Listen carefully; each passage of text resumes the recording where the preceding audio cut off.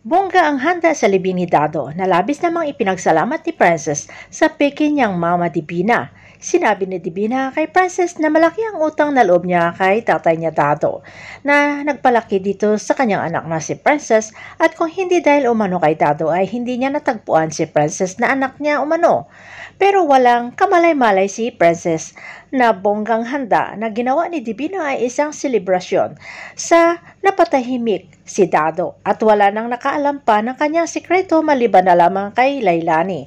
Pero malaki ang tiwala ni Divina sa sarili na natakot ng husto itong si Lailani kaya nagtago ng husto. Samantala, todo pa kitang suporta bilang ina si Divina sa kaawa-awang Princess dahil ililibing na ang kanyang tatay Dado, habang si Charlene na nasa tabi ni Princess ay simpleng hawak at pisil ng kamay upang iparamdam sa bata na ang kanyang presensya at suporta ay nandyan, habang si Xavier naman ay naawa kay Princess pero bantay sarado siya ni Libby at hayaan na lamang umano si Princess dahil nandyan ang pamilya nito o ang kanyang ina na si Divina na magbibigay ng lakas. Walang magawa si Xavier kundi tingnan na lamang sa malayo si Princess.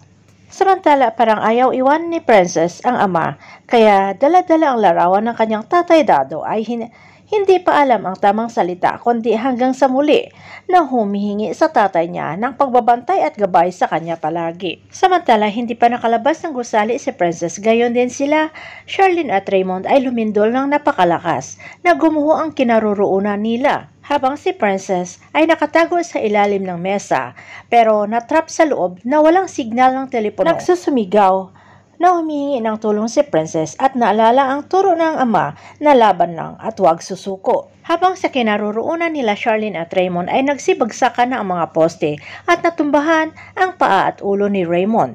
Habang sa labas naman ay puro Raymond ang nasa bibig ni Divina at walang pakialam kay Princess na gusto niya pang mamamatay ito. Umiiyak si Divina na hindi matanggap at baka mabalo for the second time.